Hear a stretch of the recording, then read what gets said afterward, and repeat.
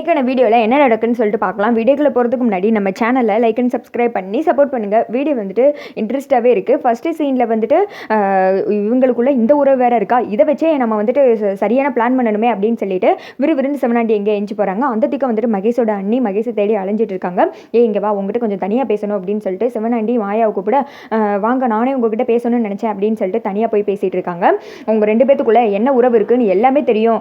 என்னமா இருந்துக்கிட்டு என்னமா வெளியில் நடிச்சிட்டு இருக்கீங்க, குழந்தைன்னு சொல்லிக்கிட்டு என்ன பண்ணிட்டு இருக்கீங்க நீங்கள் அப்படின்னு சொல்ல, ஐயோ என்னை பற்றி இப்படியெல்லாம் பேசிகிட்டு இருக்கீங்க, இங்கே பாருங்கள் என்னை பற்றி தப்பாலாம் பேசிகிட்டு இருக்காதீங்க, அவனுக்கு எல்லாமே நான் தான், என்ன நீங்கள் இப்படி தப்பாக சொல்கிறீங்க, வேற மாதிரி ஆகிடும் அப்படின்னு சொல்லிட்டு மாயா மிரட்டச்சி, வாயமுடு, நீ ஒரு பொம்பளைன்னு உங்ககிட்ட வந்து பேச வந்துட்டேன் பாரு, உன்னை பற்றி எல்லாம் தெரியும், நான் வேணா கண்ணு குளிச்சு ஒரு படத்தை காமிக்கவா அப்படின்னு சொல்லிட்டு சிவனாண்டி சந்திரகலா எல்லாம் பார்த்தாங்களா, அந்த ஃபோட்டோ வந்துட்டு காமிக்கவுமே மாயா வந்துட்டு சரண்டர் ஆகிடுறாங்க. ஆமாம், நாங்கள் வந்துட்டு இந்த மாதிரி உறவில் தான் இருக்கோம், என் புருஷனுக்கும் எங்கள் உறவு வந்துட்டு தெரிஞ்சு போயிடுச்சு, அவரை எப்படியாவது தீர்த்து கட்டணும்னு சொல்லிட்டு நாங்கள் ரெண்டு பேரும் முடிவெடுத்து கொண்டுட்டோம். அதே சமயத்தில் தான் சாமுண்டீஸ்வரி அம்மாவும் என் ஹஸ்பண்ட் வந்துட்டு செங்கசூலிலேருந்து திட்டி வேலையை விட்டு அமைச்சிருந்தாங்க. அப்போ ஊரில் எல்லாருமே வந்துட்டு பேசினாங்க, சாமுண்டீஸ்வரி அம்மாவால் தான் என் புருஷன் செத்து போயிட்டாரு, நாங்களும் வந்துட்டு அதை உண்மைதான் அப்படின்ற மாதிரி வெளியில் எல்லாருக்கிட்டே காமிச்சிக்கிட்டோம். அப்போ தான் ரேவதி அம்மா எங்களை வந்து பார்த்தாங்க, அவங்க அம்மாவால் தான் நாங்கள் இப்படி இருக்கோம் அப்படின்னு சொல்லிட்டு எங்களுக்கு பண உதவி செய்ய ஆரம்பித்தாங்க.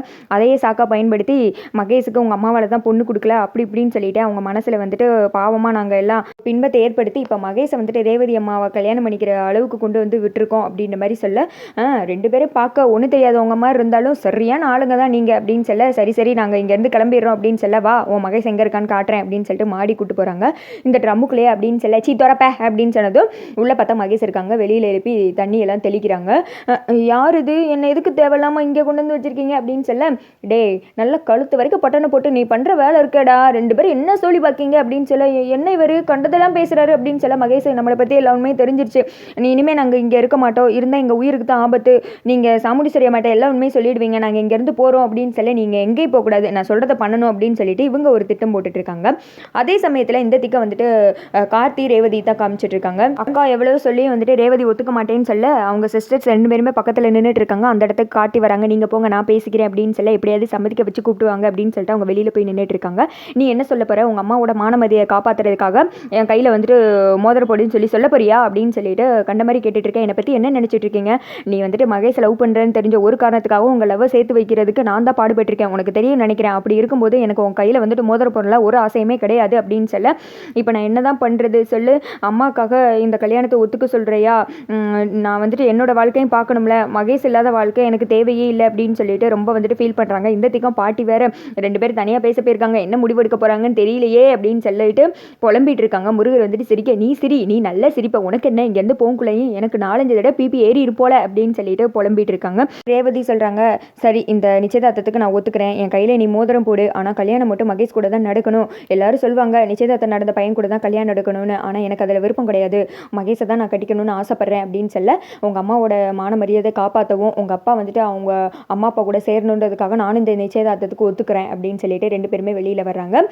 எல்லாம் முன்னாடி வந்துட்டு நிச்சயதார்த்தத்துக்கு ஒத்துக்கிறேன் அப்படின்னு சொல்ல எல்லாருமே சந்தோஷப்படுறாங்க. வெம்மா வந்துட்டு அவங்க அம்மா ரேவதியை பக்கத்தில் வச்சுக்கிட்டு, பாத்தியா சிவனாண்டி என் பொண்ணுடா, என்னோட பொண்ணு, இந்த அம்மாவோட மான மரியாதை முக்கியம்னு சொல்லிட்டு அவளுக்கு தெரியும், பார்த்தல அப்படின்னு சொல்லிட்டு அப்படியே கெத்தாக பேசுகிறாங்க. ஐயோ முருகா, என் பேரனுக்கு எப்போத்துக்கு நிச்சயதார்த்தம் நடக்க போகுது, மகிமையே மகிமை அப்படின்னு சொல்லிட்டு பாட்டி வந்துட்டு சந்தோஷத்தில் இருக்காங்க. இந்த திக்கம் ரெண்டு பேரும் ஸ்டேஜில் போய் நில்லுங்க அப்படின்னு சொல்ல ஸ்டேஜில் போய் நின்றுட்டு இருக்காங்க. மாலை மாற்றிக்கோங்க அப்படின்னு சொல்ல ரெண்டு பேரும் அவங்க வந்துட்டு அவங்கள வந்துட்டு மாலை போட்டுக்கிறாங்க.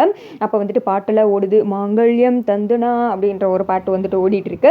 அப்புறமேட்டி வந்துட்டு ரிங்கை மாற்றிக்கோங்க அப்படின்னு சொல்ல சிவனாண்டி வந்துட்டு நக்கலாக சிரிச்சிட்டு இருக்காங்க. அதை பார்த்து மாயாவும் வந்துட்டு அப்படியே சிரிச்ச மாணிக்க நின்றுட்டு இருக்காங்க. அப்போ ரெண்டு சேர்ந்து ஏதோ பிளான் போட்டுருச்சுங்க போல். அடுத்து வந்துட்டு ரிங் எடுத்து ரேவதி கையில் போட போகிறாங்க. அப்போ மகேஷ் வந்துடுறாரு, டக்குன்னு நிறுத்துங்கள் அப்படின்னு சொல்லிட்டு மகேஷை பார்த்ததும் ரேவதி ரொம்ப சந்தோஷப்படுறாங்க. அதோட பார்த்தீங்கன்னா வீடியோ வந்துட்டு முடிஞ்சிருது.